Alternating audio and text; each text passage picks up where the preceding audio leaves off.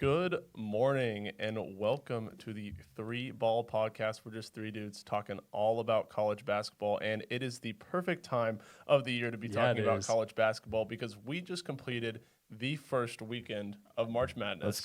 Let's go. And it was crazy. It was wild. Thankfully. Yes. The only people to get off your haterade at this point, man. Yeah, absolutely. One of the best weekends of March that I've seen in a very long time. Yep. I was worried it was going to be Chalk Madness this year, but it was kind of crazy. was. Yeah, but we still got a ton of games to cover, and it's going to be super enjoyable. And that's what we're going to do on this episode. We are going to cover the round of 64. Yep. We're going to cover the round of 32. Yep. And we are so excited to see what the Sweet 16 holds as well. So we are going to get into all of that on this episode. Let's do it. A three. Good! You can't be serious with that shot. And we typically start the podcast talking about mid-majors, but unfortunately in March, there's really not much mid-majors to talk about. But instead, Michael's provided us with a top 5,000 bracket that he has going right now into the Sweet 16. So, Michael, I want you to cover a little bit about your bracket, what games have really stood out to you right now, and kind of what games did you think were going to go the other way in the round of 64? And you know what? Let's just throw in round of 32 as well. Yeah, definitely. Yeah, so like you said, my bracket net right now is 5,443rd, and I've never had a bracket do this well to this point. And I'm just like on a different level. I know it's going to fall apart in the Sweet 16. Nah, so speak I'm positive. enjoying it while I can. Minus 5 million. Hopefully that doesn't happen. But yeah, so getting into the bracket, I mean, honestly, the biggest shock that happened that went against me, that was a mid-major, was that High Point beat Wisconsin. Yeah. And that was a crazy game. Yeah, it was. Shout out Chase Johnston. I mean, we did know that was going to be a good game going into it. Unfortunately, I faded High Point just based on my opinion of the high major tempo rule. Rule. And, I mean, High Point, they broke that rule, so that was a crazy game. Wisconsin, what was that last play for Wisconsin, though? That was a horrible play drawn up. It was foul baiting. Yes, it was so bad. It was, I am trying to get a foul. Yeah, that was it. That game definitely lived up to the hype. We didn't get the Arkansas Wisconsin matchup that we wanted. Yeah, people online really liked that my best take was an Arkansas-Wisconsin around the 32 matchup. But, yeah, that was brutal. That was a mid-major that really did succeed, and that was a lot of fun. But, I mean, there was one that did not succeed, at least early in the game, and that was Cal Baptist. And okay, guys, that was a horrible start to the game. Absolutely abysmal start. But that last 8 minutes, I thought they had it. I mean, that comeback by Dom, by the whole team, by that defense was so good. And, I mean, they had the ball with a minute left down 6. Like, that is a game that is winnable. Unfortunately, it just didn't work out. They just ran out of time. They ran out of time. They didn't start. I was on vacation, and I got a text on my phone from Michael, and it said, "This game is already over." And I hadn't turned the Cal Baptist game on yet. Yeah. And at that point, I turned it off. Yeah. It was over at that point. It was like 10 minutes into the game. Yeah, it was absolutely crazy. Michael is famous for his early in-game reactions. I'm like, dude, there is 30 minutes left in the game. And I know that, and I always do say, I mean, there's so much time left, but it's more fun to, react when something happens. Yeah. That is true. That's very, very true. But, I mean, I feel like going outside of mid-majors, Texas, I mean, even though I'm an Aggie, and that really hurt me to pick Texas the Sweet 16, that BYU game, I had no faith in BYU. That was an easy pick. And then Gonzaga without Huff have looked so bad. And that is what kind of pushed Texas ahead of them for me. And it worked out. It was a risk, but that was our one double-digit seed. And I said it when we picked our bracket. If there was going to be a double-digit seed, it was going to be that. Yeah. It'll be fascinating to see how they do against Purdue. It will be. I think that'll be a great game. They line up. Purdue definitely has way more shooting. That's the biggest difference. But I will say this. They can cause matchup problems defensively because Volkatitis can take out Clough. So good. And then they'll put in Cody with the two big lineup to take out Kaufman Wren. Yeah. And I mean, Purdue's defense is not great. It's not great. And Texas's offense is really good. And so Texas defense is also not good. My one hot take, if Sean Miller is listening to this is my suggestion. I'm not a coach, but this is my suggestion. I think they should put Dalen Swain on the point guard like Duke does with Dame Sarr and completely take away Brandon Smith's vision. Well, that's what they should do. Good luck, though. Well, no. Did y'all see that he broke the all-time assist? Congratulations, Brandon Smith. Yeah. That's incredible. So put a little bit more length on him than like a Trey Donaldson.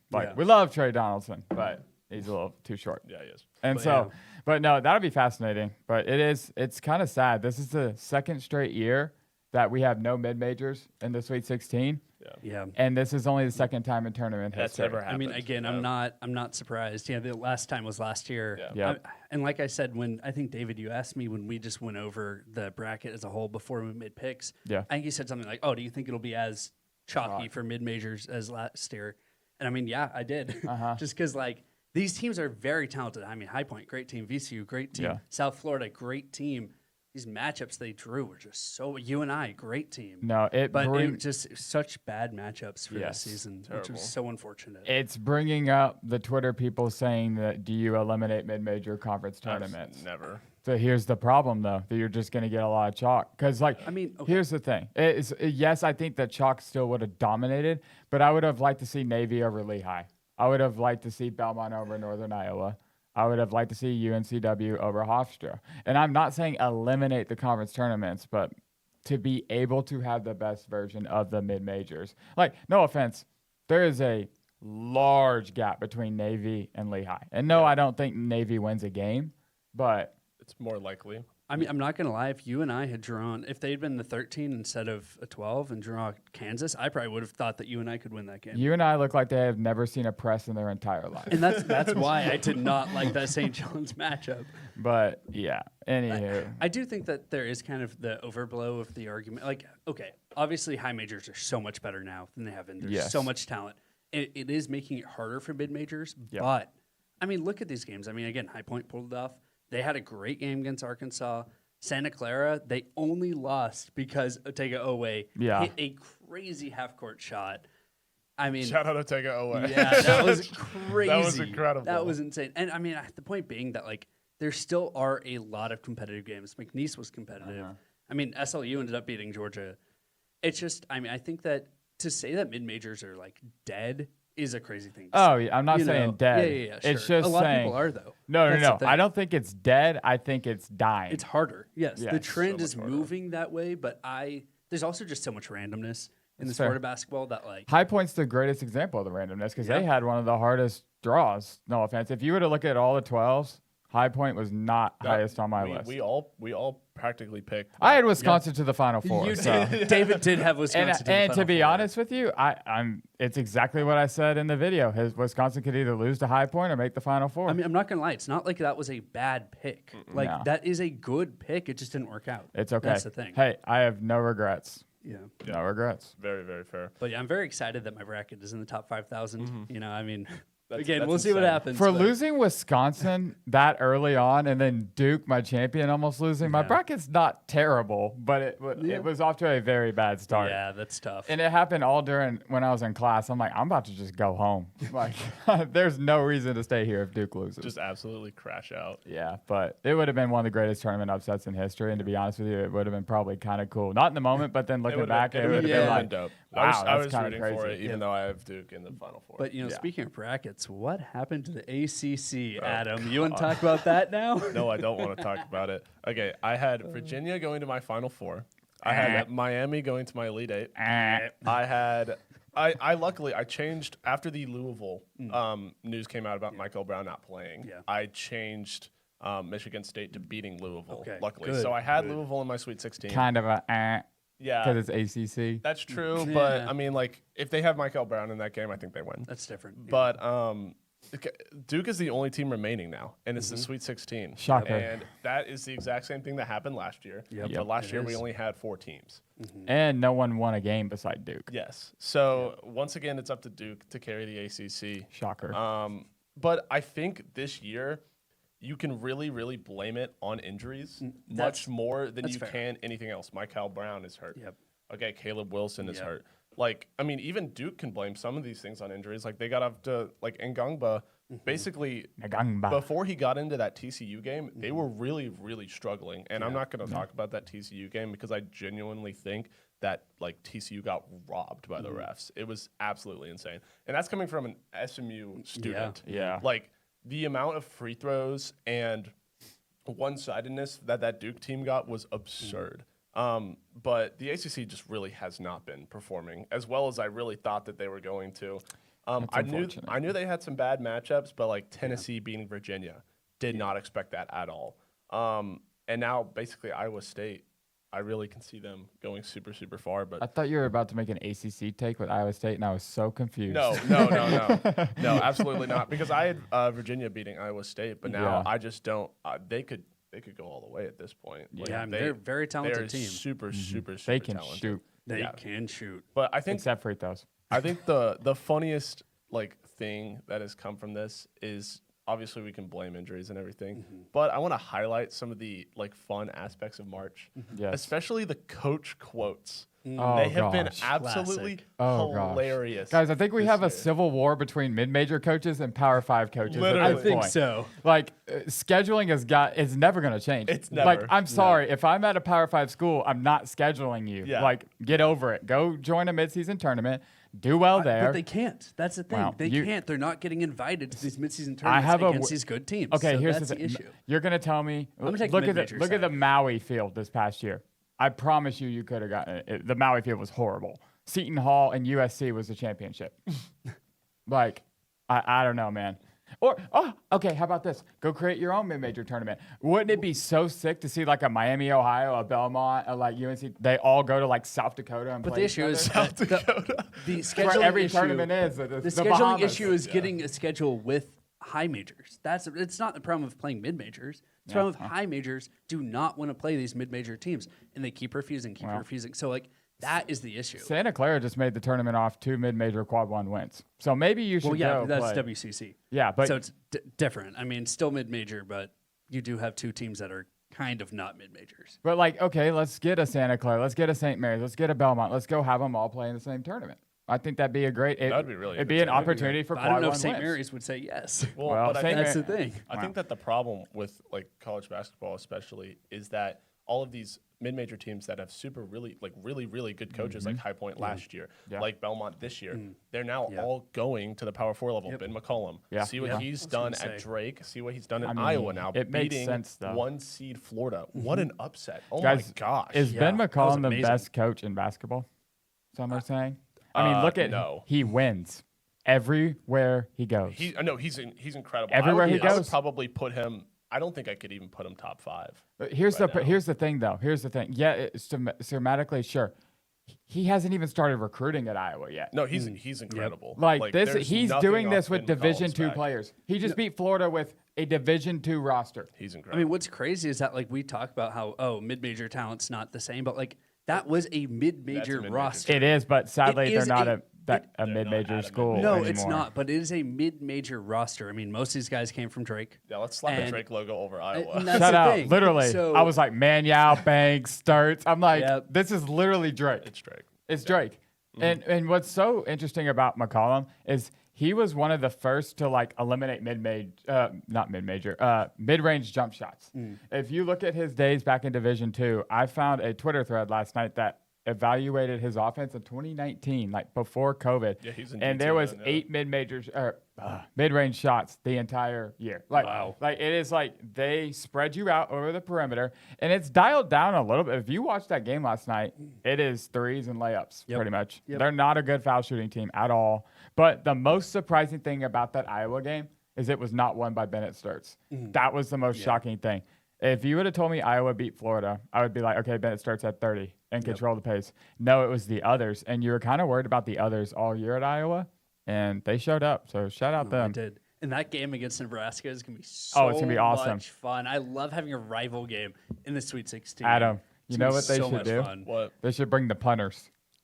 Okay, I saw a tweet that said that the Iowa-Nebraska game is gonna, instead of a tip-off, it's gonna be a punt. Oh yeah. It's going to be a punch. Oh yeah. I'm That's telling amazing. It's incredible. No, yeah. I'm very, very excited for that game. Also, But I'm excited for my Nebraska Elite 8 pick. That's true. Hey, that's You never aging know. really I'm happy well. about It is. that. That's aging very, very well. But speaking of that Nebraska game That game was nuts. okay, that against Vandy, has to be game of the Tournament. The tournament, right? Yeah. We all kind of knew or thought that it was going to be. Oh, we yeah, thought it was definitely. going to either be Nebraska Vandy or Wisconsin And Arkansas. Obviously, that Wisconsin pick didn't happen. I would rather that not happen because of that High Point upset, which was still super makes cool. it Yeah, it was cool. But oh my goodness, Nebraska Vandy had me on the edge of my seat. That's scary. It was incredible. It was. I just feel bad for Tyler. Did y'all see Tyler Tanner's press conference? I did not. No. They were like, Did you think it goes in? And he literally just goes.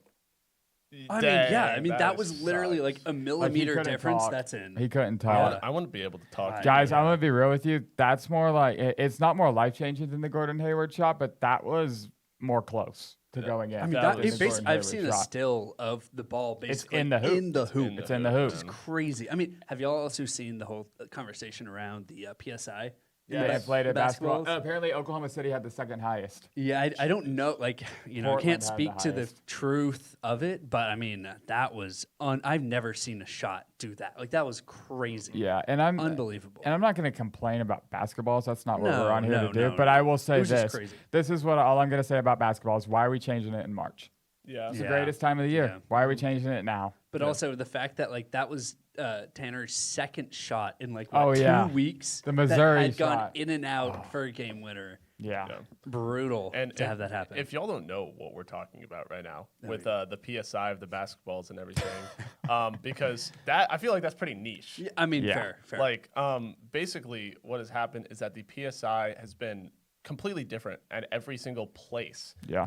In March Madness, which makes no sense. And Oklahoma City, like David said, had a very, very high PSI compared to the regulatory amount of PSI that you're allowed to put in a basketball. Think Deflategate for Tom Brady, how that helps the Patriots, but inflating basketballs doesn't help. Doesn't help at all. And it makes shots go crazy. It makes them rebounds very, very difficult to control. And it makes Tyler Tanner's shot not go in. And I don't think it's a conspiracy or anything. I just think that it's just a crazy thing that's happened. Yeah. It's just unfortunate. It just shouldn't be this way. Yeah. That's it. It is no complaints. Very Every team has to deal with it. That's also true. Exactly. But it's just to not go Vandy's way. From a fan standpoint, because I'm not a player complaining, from a fan standpoint, I'd like us to keep what we had in the regular season. That's it. I mean, you would think that's the way it would be. But that definitely does not take away from the fact that this game was cinema. Oh yeah, absolute cinema. You could literally put this game on in a movie theater, and I would watch it. And eat I might watch it again this week, guys. I will say this. One more thing about that game, we got to shout out Nebraska fan base. Oh my gosh, guys! Crazy. Oklahoma City Thunder. That's the arena they were playing in. They're known for being one of the loudest fan bases in the country. They had a decibel record of 123, as the Thunder fans did. Nebraska broke it. At a neutral site game. I mean, I'll say I remember in 2024 when A&M played against Nebraska in round 64. The first thing I thought of when that game was going on is, wow, Nebraska fans travel. Yes, they do. Like they travel so well, and it impacts the game. Like that is potentially the difference between Vandy pulling ahead in that game or getting a good, getting momentum going 100%. In Nebraska being able to like take control. So can you imagine if Nebraska makes the Final Four and they're in a football stadium, how much red would be in there? Oh my gosh. And it's like not that far away either. No. Yeah. There was literally only Nebraska fans. There was literally only Nebraska fans. I mean, at the end of the A&M game, David, I think you texted that we could hear Nebraska fans chanting "Go Big Red." Yeah. Which is crazy. During a different game. I was watching. Oh my gosh, I was watching with my family the end of the A&M Houston game. Not a good game. And I said, and I was like, Grace, my sister. I was like, Grace, you see how empty it is? Like this looks pretty empty. She's like, yeah, it's a blowout, but it's pretty empty. I said, just wait 30 minutes, and it was full of red. Full of red. It's awesome. I'm so happy for that program. I mean, again, hadn't won a game in March Madness until this season, and are going to the Sweet 16. I mean, and they are maybe Elite 8. Like, 80 minutes from the Final Four. That is awesome. Wild. Yeah. No, shout out to Nebraska. The potential of a Houston-Nebraska matchup in Houston. Guys, that'll bring in so much money to the alcohol. I don't even know who gets the home game in that situation. Nebraska. Literally. It's going to be like the Indiana-Miami football natty. That's the closest comparison. Even though I have Illinois in the Final Four, I want to see that Houston-Nebraska matchup. I do too. Yeah, I completely agree. Unless Bennett starts drops 40, and then I'll be like, oh, that's pretty cool too. Yeah, that's very, very true. But I mean, that's just one of the Sweet 16 games that we are going to preview later on in the episode. But guys, we still have to talk about some of the insane things that happened this past week. And I feel like there's no better place to start than looking at Texas. And we kind of already talked about their Sweet 16 run. And David, you really, really called it out on the last podcast that we did. But they're the only 11 seed Only double digits. The only double-digit seed that is going into the Sweet 16. So you got to give them their flowers. Yep. And we all had it, right? I'm pretty sure we all had that. There were 5% of brackets in America that had it, and all three of us did. 100% Listen to the three ball, boys. Listen to the three ball. Absolutely. And I think that the funniest thing that has come from Texas's run is the fact that they beat BYU with AJ DeBonza having 35 points. And Sean Miller goes, we can't guard him. When asked, he goes, it's like, how are you going to stop AJ DeBonza? And he goes, we can't. We can't. I mean, he ain't wrong. The honesty. Have you seen Texas's defense this year? We can't. Foul. 35 points from AJ DeBonza. But a win's a win. A win is a win. This is what two things on this. One, it's like what we were talking about is with the debate between Purdue and Purdue and Michigan State. If you have a better offense, it raises your ceiling. It does. It does raise your ceiling. And the thing about Texas is too is like now they're trying to say they're like a Cinderella. And they're like one of the biggest public institutions. I'm like, they're not a Cinderella. You look at it's a disgrace to Cinderella. Yeah, it's not Cinderella. No, like Utah State would have been the only thing that could have been a Cinderella if they won, and they literally won their. I mean, High Point would have been. But you're still. right. I mean, what was Texas's roster spend as far as like? And I mean, I'm sure it was one of the top 10 at least, right? It wasn't as much as football. I can tell you that. No, but I still assume it would be very high. So it's like calling them a Cinderella is crazy. They're an 11 seed who had kind of a rough patch in their season and just showed that they still have the talent to compete. We knew that 100%. they were good. We knew that they were good. The whole time. Just not good at defense. Just not good. But it has both tightened these up. teams. It has tightened up a lot. And guess who's not good at defense either? Purdue. So. That's gonna be a fun game. Yeah, it is. Yeah, absolutely. But I think that obviously Sean Miller's quote was hilarious. But I don't know the name of the Prairie View A&M coach. Oh, but when he was asked how they're gonna stop Florida, he goes, we're going to need the Lord. We're going to need the Lord's help. I've been there a couple times, Coach. I walk into that test and I go, man, I'm going to need the Lord I'm going to need the Lord. That is so – I mean, they lost 114 to 55. Dude, it was so they needed the Lord. You know what was crazy is it was 15-15 at one point. Yeah, it was. And then it was 70-21. It was bad. Yeah. I wonder what that halftime speech was like. Good job with making us money winning the first four games. That's true. And that's they did their part because they get all that money from their conference. That's huge. I saw a take that was talking about the first four games. Yeah. And it's like, this is genuinely probably the best edition. Not the first four games, the 11 seeds. The first four games, the 16 seeds is probably the best edition that could have happened to March. I agree. Because it gives these 16 seeds the opportunity to have not a guaranteed win, but more of a 50-50 shot than when you're going up against Duke, Arizona, Florida. And you still get the same amount of money for that win as you do. Yes, thankfully. Because for programs like this, for Prairie View A&M, they just pay for their whole roster next year. They're walking home with $3 million.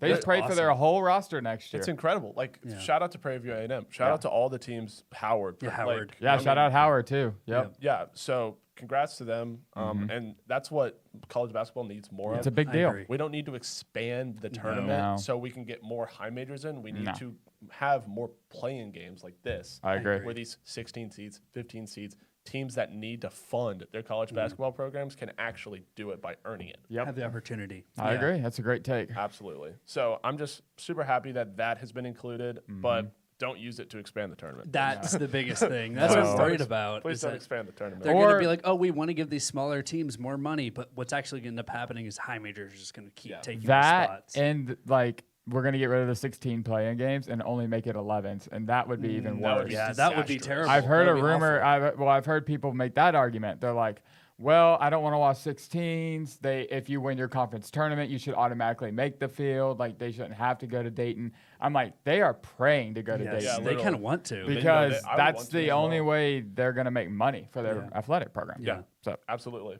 But, I mean, that doesn't overshadow what has happened in the round of 64. I feel like we've kind of covered that mostly. Yeah.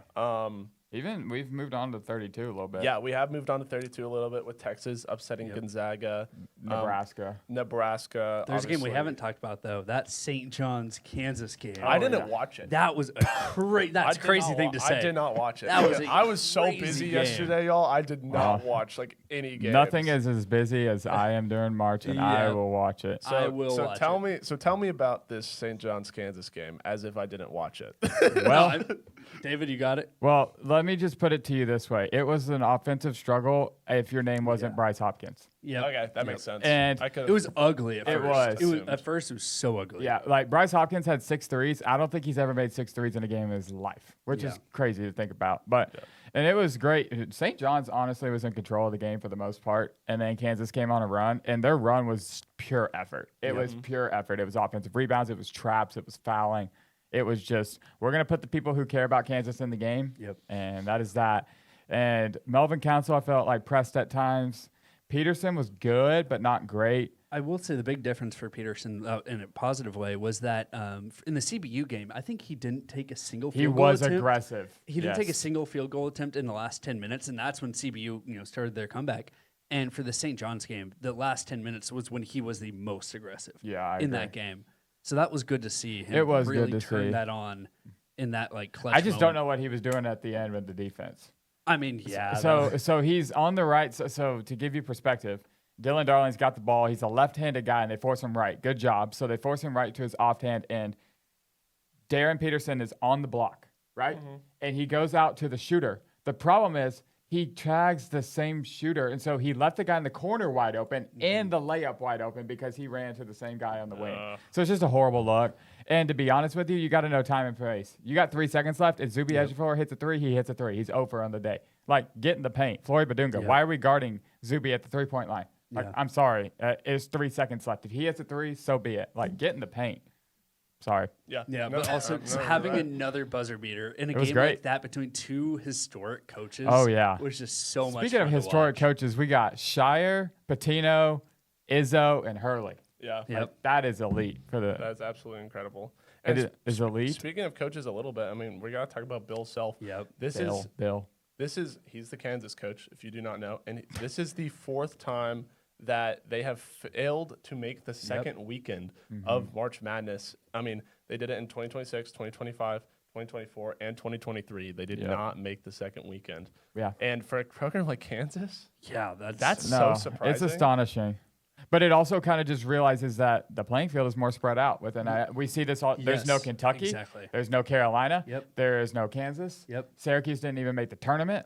We're seeing so many examples of the money is spread out. The SEC is the biggest taking advantage of this. No, I mean, also the thing is with Kansas, I mean, they also 2019 they got knocked out round 32. 2021 they got knocked out round 32. They did win it all in 2022. In 2021, they got knocked out. But 2022, they won it all. But yeah, like you were saying, I mean, 2023, round 2, 24 and on. It's just, it is crazy to see a program like Kansas, such a storied program, a coach like Bill Self, such a elite coach, historically. And it's I do think that the fact that, the talent is so dispersed now really has made a big difference in that. And Blue Bloods, besides UConn, have struggled lately. Yeah, 100%. So it's interesting. Well, Duke hasn't really struggled. Okay, Duke hasn't struggled. That's fair. That's fair. Fair. I will say this too. I don't want to get into it this much because this is some good offseason content, but we might have a lot of coaching changes. I mean, Kansas could be open, Carolina could be open, Creighton could be open, Syracuse was open. If Kansas is open, that's crazy. I think it's not because of firing. It's because of retirement. Obviously, but it's still crazy. And to be honest with you, he's just not healthy. That's the real reason he'd retire. You gotta take care of yourself. He's had medical issues every year. He missed the tournament in 2023. Yep. He missed games this year. He was hospitalized. If he's not healthy, there's no reason for him to be on altitude, getting screaming. Yeah. But to quote my friend Kagan, maybe he could just take salt out of his diet and not hurt himself by doing that. So I don't know about all that, but you know what coaches I think are not healthy? I think that Cronin and Hurley. Yeah. So Cronin and Hurley, the coaches. Would you play for them? Would y'all play for them? No, I don't think I would. Would you play for Izzo? Yes. Oh yeah. So what's the difference between Izzo and Prestige?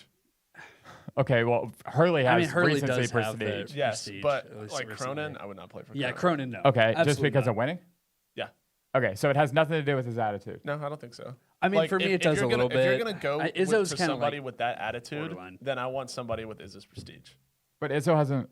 Okay. And he's also older now. Like Yeah, he's yeah. kind of calmed down. He hasn't calmed down. No, but, no, like, I don't know about that. Go know- ask you know what I Jeremy meant. Fears if he's calmed down. Yeah. He hasn't calmed down by any means, but like, it's Would you not, play for he's Patino? not Cronin. Patino's another one. I would play for Patino. Is- I think that if you Just get the because the opportunity to play for prestige, Izzo, yeah, Patino, yeah. Hurley, I mean, you can't throw Cronin in that category. Yeah, Cronin is not the same as those other three. So at Well, all. I was kind of talking about his attitude, to be honest that's with you. true. I wasn't really talking about think winning. I was kind of prestige would can you go a long way to kind of edge out. yeah. for sure, 100%. Attitude. I think Hurley is the only one I'd give an exception to because to be honest with you, Izzo's been amazing, but he's not won a title in 25 years. That's true. And Hurley has proven he can win in the NIL era where the other coaches have not. That's the only Yeah. reason I would consider it. Very fair. I mean, the impressive thing about Michigan State, though, is, I mean, I guess not in 24 and 22, but, I mean, they make the second weekend Oh, basically every year, yeah. which is crazy. Yeah. Yeah, that's hard to do. I'm just glad Michigan State hasn't gotten bored of that, to be honest with you, because a lot of Yeah. schools would think it's not good enough. Yeah, fair. And I'm very glad they have not moved on. Yeah, very fair. And speaking of making the second weekend, I mean, Gonzaga's streak of making the second weekend is over. It's over. Yeah, it ended last year. Yeah, But- but like it is like I kind of just assumed they were going to rebound this year. Yeah. But it is 2 years. Braden removed. Huff's and lack of guard play did That- them in. Yeah. I think if Braden Huff was healthy, I mean, again, that's hypothetical, but I think I would have taken Gonzaga over Texas. I don't know. Just- Braden Huff makes such a difference for that team. They're- In the front court, especially, like, because all you have is Graham EK. Yeah, oh, 100%. Without Braden Huff. I mean, yeah, their guard play still Their guard play would've worries me, still man. been an issue. But, I mean, Braden Huff, that was such a tough loss for Yeah. Gonzaga. Yeah, no, it'll be interesting. I think the West Coast Conference as a whole, it kind of underperformed. It got 3 bids Yeah. and only 1 win. Yep. And that was a Well- survive against Kennesaw State. So St. Mary's was projected. They were projected over 3 wins. Yeah. So I mean, they to be got fair, 1. Santa Clara should have won that game. They didn't. That was brutal. And Gonzaga should have, on paper, beat Texas, and they didn't. Well, so. I mean, I only say they should have won because they were up 3 with 2 seconds left, seconds left. and Otega Owe hits a half court plus March. shot. Yeah. Like that's the thing. Is like that's just so. And then they go to overtime, and obviously Kentucky took control. Yeah, of and then that. there's St. It's Mary's, just crazy. who, oh my gosh, Gig 'em. don't get me started about St. Mary's. It is I not. never pick St. Mary's. St. Mary's, if they find an athletic team that can run and jump, Yep, they're going to lose. they're done. They're done. They're going to lose. They're done. Yeah, They, literally, they which are is literally all built. college basketball. They are Now literally built especially. to only beat Gonzaga. Yeah, That's it. honestly, yeah, that's fair. That's a Yeah. fair take. It should be interesting to see what St. Mary's will look like without Gonzaga and just staying in the Dude, WCC. that's why I was saying these mid-majors need to band together because you're like St. Mary's wouldn't do that. Well, they're going to have to do it now because there is Yeah, no yeah. quad 1 guarantee That's- games that's anymore in fair. the Have to do WCC. something. Yeah. Unless St. Mary's just wants to get the auto bid every year, which we'll see. It's not a terrible idea. Yeah. But yeah, absolutely. Oh, That- also, have y'all seen the stuff about Gonzaga wanting to fire their coach? Like, That it's was so fake. crazy. Like, That- Mark that Few, was like, by a There's no way. that was by a betting it was account. Oh, FanDuel. well, yeah, but It the was fact that FanDuel. FanDuel, I know, but the fact that people would even talk about this, They is my weren't. That point. was all for clicks. But Yeah, my point it's being, just that's no just chance, crazy no that way. there's And it even worked. the concept. It worked because we were of, talking like, about people it. talking. I don't know, like, It's ridiculous. but there are Don't worry, people Michael. defending it in the comments, and it's like that's crazy that people could think that. I didn't that's see the many people. fair- I There were- saw but there were some. there was a lot of There was like a lot more. a lot more like you need to get fired. Yeah, like Yeah. this. The person who made that. No, I post mean should it's just gotten absolutely fired. crazy to even think that that would be a possibility. No, No, absolutely not. because Gonzaga does not have any. They're going to get more resources now that they're in the Pac-12. So I see why they went, but it still sucks. Yeah, it is. It is very, very unfortunate. And guys, I feel like we've talked about the round of 64. We've talked about the round of 32, and we really haven't mentioned the team that I feel like needs mentioning the most, and that's High Point. And we've Yeah. talked about their win against Wisconsin and how important that was. Just having a Cinderella upset. Obviously, Yeah. we had VCU beating UNC, but a lot of people had that game. Yep. Yeah. Yep. And First thing I obvious- locked in. Yeah, obviously VCU came back from down 19 points to win that game, which was insane. Crazy. But I Let's mean, say more about VCU or Carolina. Carolina, I agree. and that is why Hubert's on the block. Yeah. this year. And it kind of sucks because I was listening to Field of 68 last night talk about Hubert Davis, and they were like, Hubert did not want the job to begin with. He just wanted to be an assistant because everyone loved him. He was an analyst, he was an assistant, and he was dominant. Like, he was the best recruiter, and they loved Hubert. He was a beloved player, and he really didn't want to ruin his reputation. And now everyone hates him. Everyone hates him. That's so and it's so sad because Roy Williams went to the school and said that's who we're hiring. Like there wasn't, it wasn't a chance. Just like what when Roy Williams talks, you listen. It's the same thing what Coach K did with Shire. But that's worked out better. It worked out great. He was right about that. It worked out great. It's just really unfortunate what's happened there at UNC, and we don't know if he's going to get fired or not. No, but it's going to be very fascinating to see because pre-NIL, that is like the job. But now that NIL spread out, like you look at Todd Golden at Florida, they might get more at Florida. Like this is what's crazy is you got to go somewhere where NIL is competitive. And if it's not competitive, then it doesn't matter what your name is. Look at Syracuse. Best example. Yeah, absolutely. Best example. It doesn't matter. Poor Syracuse.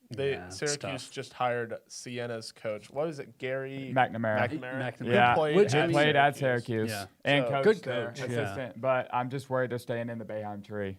Yeah. Well, I will say this: Indiana finally got out of their tree, and they still missed the tournament. Good point. Yeah.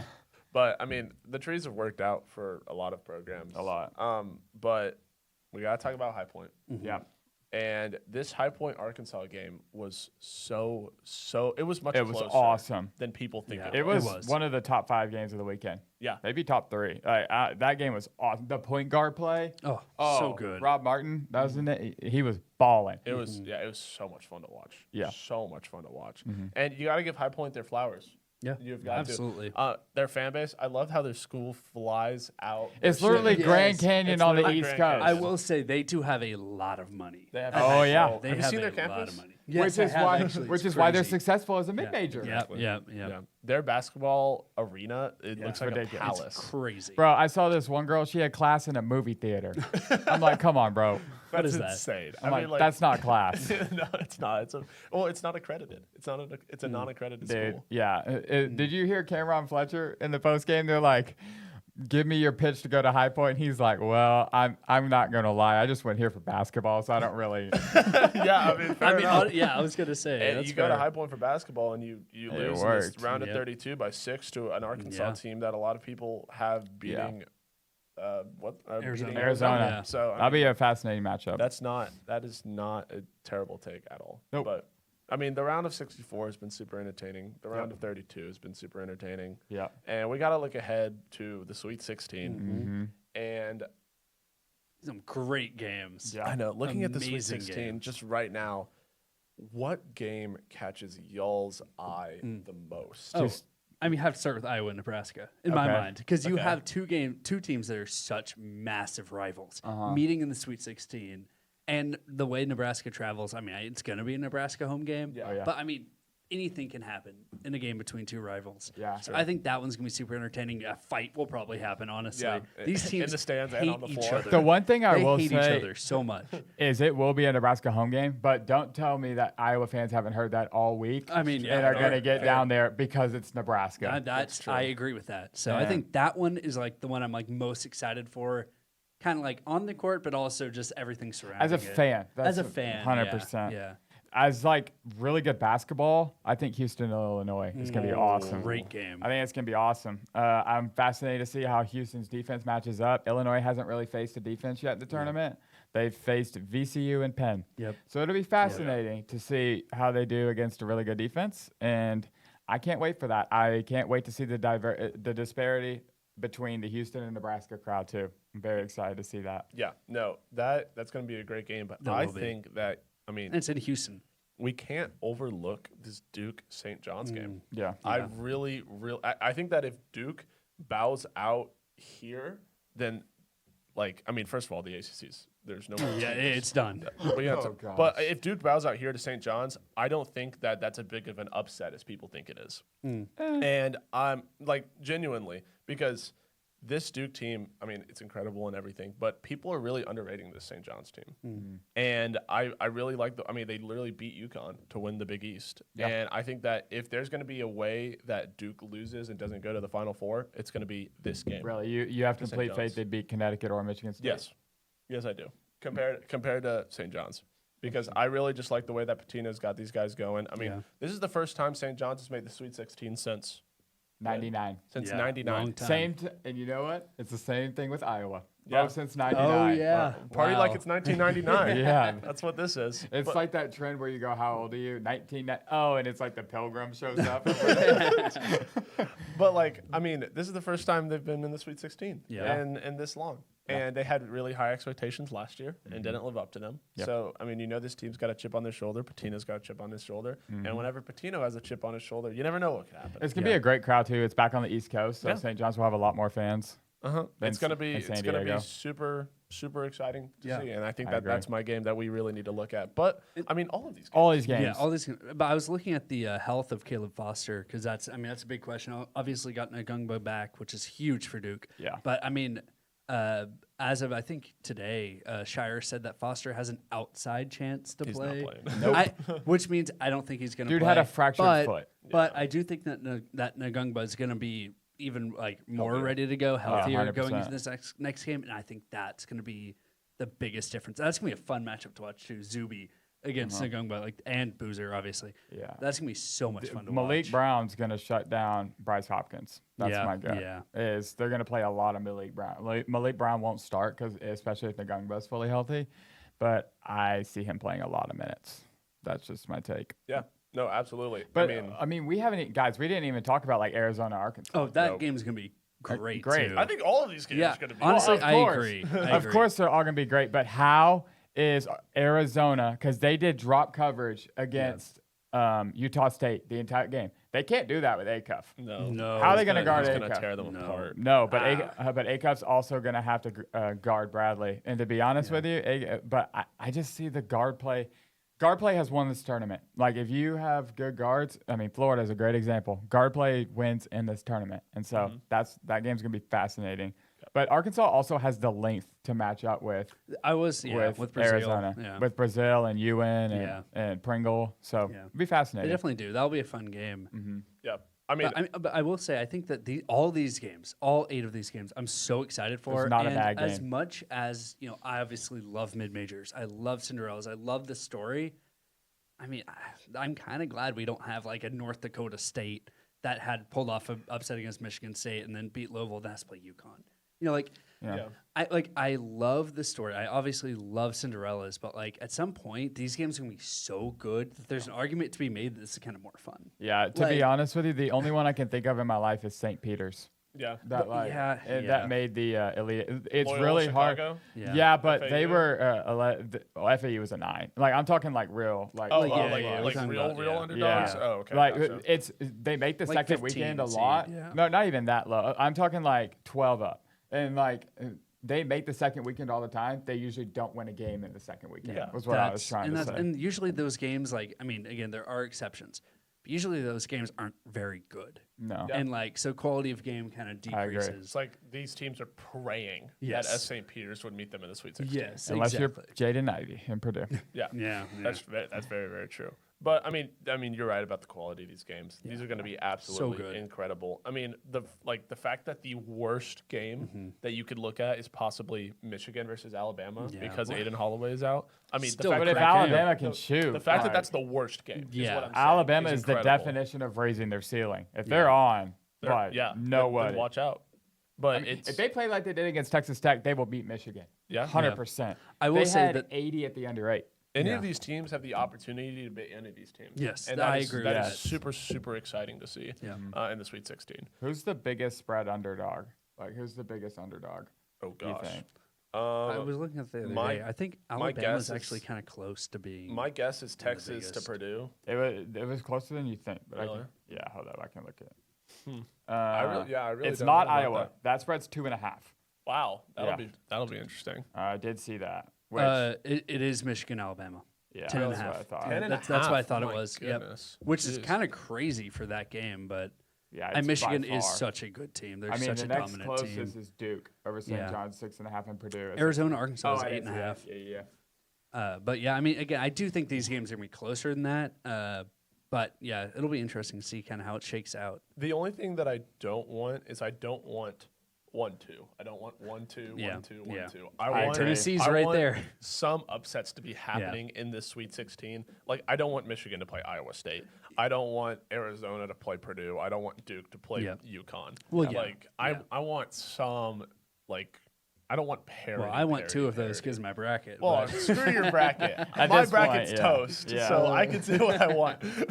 But, like, I don't want that much parity to be happening. Yeah. I do want I think it's still fun that Texas is still in the in the Sweet 16. Like, I'll be rooting for them over Purdue for sure.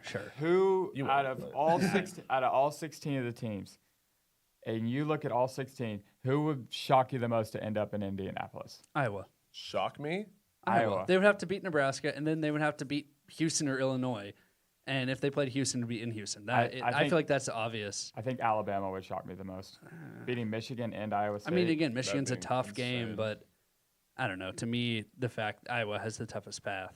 I mean, I think it's either between either of those two teams in the Midwest, which is Alabama and Tennessee, or Texas for me. I mean, all three of those, because I think that beating Purdue and then beating Arizona would be insane. It would be. I would rather it'd be one of the best runs that we've ever seen. But my only thing with Iowa is I think Nebraska is way easier to face than Michigan, and then like Houston is equivalent to Iowa State. Yeah, but it's at Houston, in Houston. That's the thing. That's the difference there. I mean, we'll see. I'm just talking from a basketball and also, I think that, like, Alabama's better than Iowa is. 100%. I'm not arguing that. That's kind of my point. But yeah. But, I mean, this entire Sweet 16 is going to be super, super fun and entertaining. Well, I will say that Tennessee versus Iowa State may not be a fun game to watch. It'll be a tough game. It will probably be a defensive. If you like defense, it'll be fun. Mm-hmm. But that is going to be a rock fight of a game. No, it's really fascinating because Iowa – how they beat Florida is slowing down the pace. Yep. And they're facing a very up-tempo team again in Nebraska. If they do the exact same thing again and shoot a little bit better, they didn't even shoot that well, Iowa against Florida. That's what's crazy is they were 1 for 11 at one point from 3. Yeah, I mean, the thing is Nebraska does let up a lot of threes. So if Iowa's hot, anything can happen. Mm-hmm. So, we'll see. And Iowa's also not the biggest team, but neither is Nebraska. So – yeah, but Nebraska does play physical. They play really physical with Mast and Frager, especially. Mast at times frustrates me because he just sits at the three-point line and just chucks threes. Sometimes. He can hit them, though. No, he can, but that's not physical. That's what I'm saying. Like, yes, he can hit them. I'm not arguing that at all. I'm just saying he's not as physical. Sometimes I'm like, dude, use your frame. Like, you could dominate in the post, but we'll see. Yeah, absolutely. I'm just straight up glad that I feel like every single region that we've covered doesn't have that like complete dominance that we've seen. Mm-hmm. Like it's not a 1, 2, 3, 4 region. Yeah, we're not going to get like last year where we had 3 of the 4 Elite Eights as 1-2s. Yeah. No, I don't. Yeah, well, we could. Could we? Yeah. I mean, the closest thing is the East with a 1, 2, 3, 5. But then, I mean, you look at the South, Iowa, Nebraska. Yep. Obviously, you have Houston, Illinois, but Iowa, Nebraska definitely makes up. I mean, it's still pretty chalk. Yeah. Like, well, yeah. I mean, but again, we all kind of. It's nice to see a number 1 seed lose in the 100%. That was the biggest upset. Honestly, that's probably the biggest upset. Would you think High Point over Wisconsin or Iowa over Florida is a bigger upset? I mean, I think that High Point game is bigger, in my opinion. I was going to say Iowa. I think that Iowa's just bigger because Florida had the Final Four seed. Yeah. Like, that's why I would say it's bigger is because Wisconsin was probably going to lose to Arizona, or lose Arkansas. Like, my point being that at David Florida is... It has bigger ramifications on the tournament, Iowa beating Florida. Yeah. No, definitely, overall. But I think that... But, like from a basketball perspective... It probably has to be High Point. I mean, from basketball, I agree with that. If you told me that Iowa beat Florida, I would be less surprised. I was shocked that High Point beat Wisconsin. I was shocked they were team. able to play so up-tempo and able to win. That's what Yeah. I was shocked by. I mean, that's it was a 1-point game. Like that could have gone either way. You know, that's the thing. Wisconsin had a chance to win it. They did that terrible play at the end. Like if you told me that Florida or Iowa beat Florida, I would just be like, oh, Florida's guards went cold. Yeah.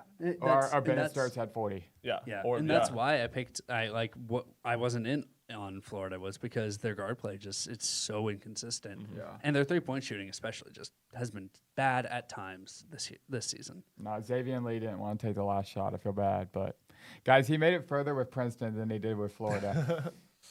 He should have stayed. Should have Got stayed. that Ivy League. He got the education. degree. Don't worry. He did? Yeah. Okay, that's all that matters. then. Yeah. He got the degree and the money. Yeah. So shout out to him. Yeah. Yeah, absolutely. Well, guys, we covered the round of 64, we covered the round of 32, and we previewed the Sweet 16 in this episode. So I call that a success. I agree. Yeah. Does everyone still feel good about their Final Four teams? I mean, I do. I do. Well, I mean, Virginia is out, so no. Yeah. Same with Wisconsin. I, But I still have all my Elite Eight teams. So I need Nebraska, I need Illinois, Tennessee, Michigan, and then chalk up top with Duke, Connecticut, and Arizona. I'm happy Purdue. with my champion. I'm Yeah. happy with Houston right now. No, I'm do you- real happy with Houston. Hey, hopefully y'all- not soon. Yeah. do y'all want, like, if based off of play, Michael probably still has the same, but who do you see going to the Final Four? I mean, I Right. would have the same. Right the same. now, I can Well, see. you list the same. List the same. What do you got? Oh, I have Illinois in Uh-huh. the South. I have Duke in the East, and then I have all 1 seeds besides Illinois. So Duke, Arizona, Okay. Michigan, and then Illinois. I could definitely see Iowa State making it out of the Midwest. So that's who you're taking. Yeah. Okay, Iowa State. Iowa State, I would take Houston out of the South. I Mm-hmm. would still take Duke out of the East. And in the West, I really don't think that you can bet against Arizona. So I think it would be Duke, Houston, and then Arizona, Iowa State. I would go Purdue, Houston, Michigan, Duke. Yeah, fair enough. I mean, yeah, that's My fair. exact Final Four I had preseason. Yeah, literally. You should have stuck with it. I should have. That was literally something like that didn't hit me until halfway through the day. I'm like, my Final Four before the season was really good. I should have just stayed You with it. should have just stayed with it. Oh, well. But I'm really, really liking my Houston Cougar championship pick right now. I mean, it's a good pick. I mean, mean, again, they have they- the region advantage. So Dominated. yeah, and they look Texas good. A&M. I'm Well, sorry. yeah, they did. No, I picked Houston in that game. I Yeah. expected them to easily win that game. Bucky Ball got unfortunately, dismantled, it did. But I mean, shout out to Bucky though. I mean, the fact that this A&M team is projected to be what, like 12th, Terrible. 11th. They're You would know more than in I the would. SEC. It's somewhere around there.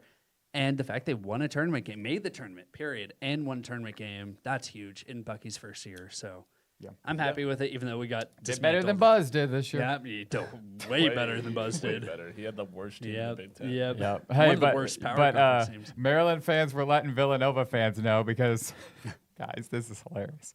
They were like, okay, well, Maryland won a postseason game. Okay. And whatever. Villanova lost to Georgetown, and they lost to Utah State. So Kevin Willard didn't win a tournament game in true. the postseason. And you can't lie about that. And it I makes it mean- even funnier they lost to Georgetown, which is a DC Yeah. school. Did y'all see that those Xavier fans traveling to hate on Oh, Sean Miller? Yeah. And then Sean Miller threw a horns Yeah, down. yeah. and Oh, he yes, threw up I an did. X. Yes. Sean Miller doesn't do. care about any school he coaches at. Yeah. That's the problem. Yeah, it's that's like he true. literally doesn't care. He could leave tomorrow. Like, I have no clue what that dude's going There to was do. literally hundreds of Xavier fans that made the trip to Texas's first round game against BYU just so they could hate Sean Miller. Texas gets that everywhere That's they so go, funny. though. So That's true. it But ain't I no think that if difference. Sean Miller had gone literally anywhere, Xavier fans would have done the They exact would Oh, done the 100%. same thing, yeah. 100%. But But they didn't. Yeah, they had a great year this year. Xavier did. Good job. Good job, guys. Yeah. Under 500. Under 500, yep. yeah, well, shout out to all the crazy fans. Shout out to March in general. Shout out to the swim team of Miami of Ohio. Oh, yeah, No, that uh-uh, was no. that was crazy. insane. that was fun, but that's Yeah, a not loss. for us. Oh, but SMU. we gotta give one last shout out. Shout out to that kid on LIU for hitting that first career points, banking it in. Oh, yeah, that was yeah, yeah. sick. That was Crying, and he started crying. playing defense. I'm like, boy, you're playing Arizona. You better. You're about to get. Coa stuck. Pete then posterized. Yeah. Okay. Don't end up like Mark Fuston on a poster from VJ VJ Edgecombe. Edgecombe. Yeah. Yeah. Yeah, but I mean, yeah. Shout out to Long Island, the Sharks. Fins up.